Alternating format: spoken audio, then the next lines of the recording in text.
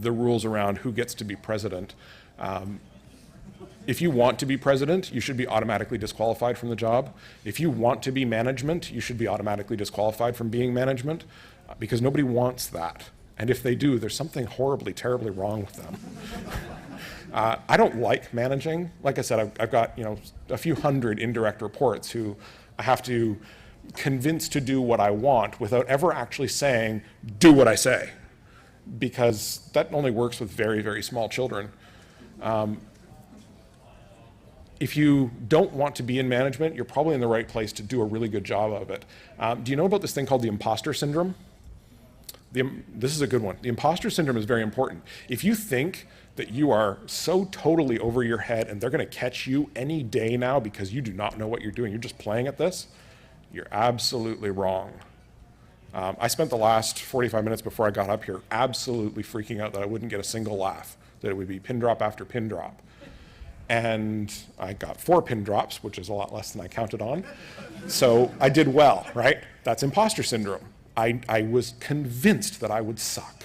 And instead of being okay with that, I live not okay with that, constantly balancing myself against that imposter syndrome. You're going to encounter people out there who know that they are the cat's ass. Right? They are the hottest thing going. They're the best manager in the world. They've got the perfect desk with the perfect wife and the perfect kids and the perfect flower vase. And you know what? They're really not. They're the ones who are faking. And as soon as you push them a little hard, they break down completely. Hackers, being the kind of people they are, tend to be able to take a lot more push than normal people can take. You're the 10%.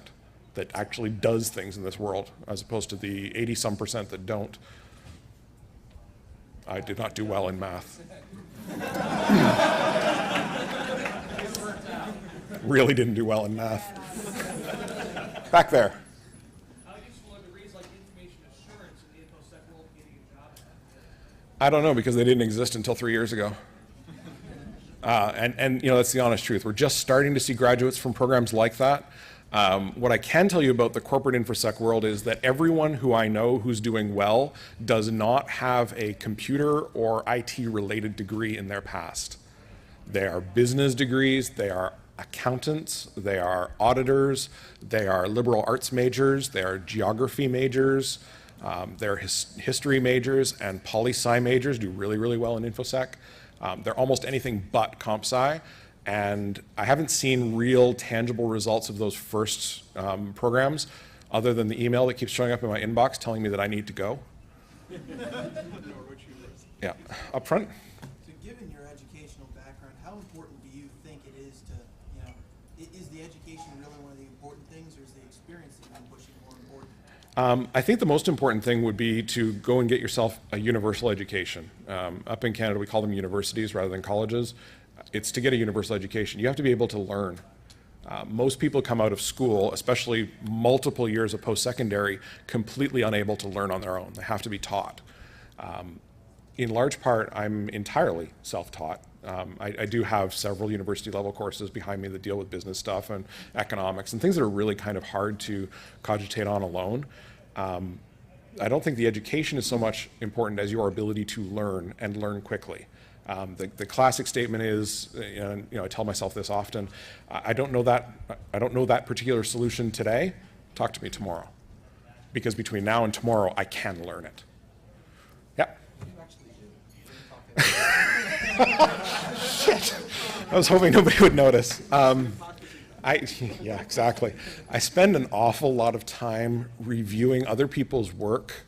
I spend a lot of time in meetings. I'm about 60% meetings. When I say other people's work, I should say project teams, decisions that are being made by people where they're saying, we need to make this risk-based decision that says, we're going to do this terribly risky thing, but we think we've covered it off with enough control so it's okay. I spend a lot of time managing internal and external audits, helping them understand. I write policy. So it's not infrastructure security or like technical? I haven't done that in years. Most CISOs don't. I should say most people who are actually doing the job of CISOs don't. There's a technical level job in there that's called something like Director of IT Security, or vice president responsible for IT security, and that's the person who manages technical preventative controls. But I'll tell you, in my experience, technical preventative controls generally don't work. They're incredibly brittle. They break the next time somebody comes out with a new market vertical for you. They do not play well in the real world. Mostly I spend a lot of time and effort on detective controls and other sorts of compensating controls that will catch things. This is the classic, you can't build a perfect lock, but you can build an awfully good system to tell you when that lock was violated. So how do you get people to understand security that don't care about security in their personal life? I do not use the word security at all. In my day-to-day life, I do not use the word security at all. I talk about information management, and the way that I help them is by giving them tangible things that they can take home and use. Show them the things that are wrong. You know, the classic, you keep your RSA key fob with your laptop. Do you also put your keys in the front door of your house and just leave them there all the time? You know, are they above the visor in your car? You know, just walk them through the practical implications of it. Teach them, you know, this is what your kid is doing. You don't think your kid is violating your little net nanny program? Tell you what, they are, and here's how.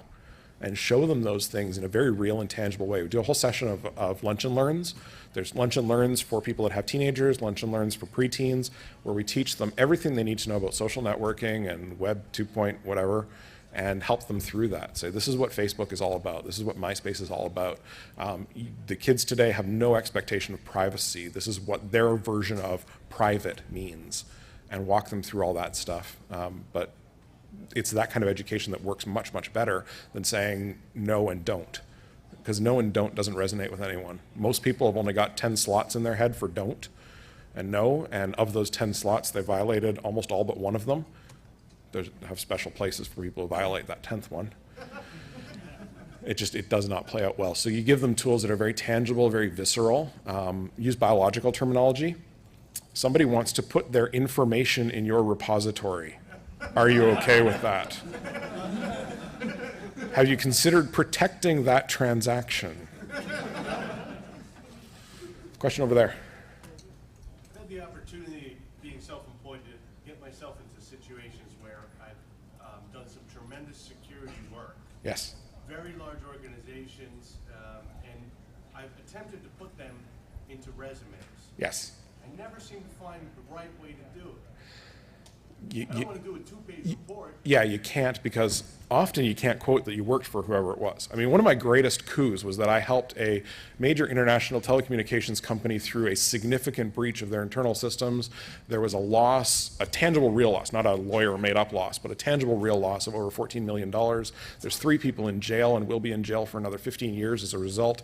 It involved international litigation, international cooperation amongst police forces. It never made the newspaper, and I can't talk about it. It's great resume material. How do you write that? Just like that. And Follow-up question, if I could. absolutely. I think, Presented with a scenario where I know a site's been hacked, I found it, I know where it came from, I know what they did, yeah, and they don't want to report it to anybody. But Yeah. they're supposed to. are you in California? No. They don't have to. And do please be careful doing InfoSec research on your own. I hate to say it, it's a chilling effect. Bad things have happened to people who've brought up other people's problems in public. So kind of be careful with that one. Okay. And the unfortunate, but yes, chilling effect, especially in this country. This country has some rather draconian laws in that regard. Time for one last question. You already got one. Yeah. Say you make it through the door and you start climbing up the ladder. Do you feel there's a cap without having a degree or without having a specific degree, a specific level? I haven't found one. I'm on my way up. I'm not at the top yet. I hope to be at the top within about another 2 years. Top being defined as global organization, 50,000 plus employees. I expect to be there within another 2 to 3 years. I haven't found a cap yet. Lack of business credentials seems to be the cap for most people. So if you can go back and pick up a CPA preparatory course, there's a great way to start this process on your own for free. There's this thing called Personal MBA. Look it up on the internet, Personal MBA.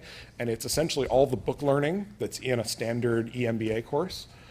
So it's like getting an EMBA without the piece of paper and for free. Later on, if you feel it's necessary, you can go back and pick up that EMBA. And that's my time. Thank you all very much.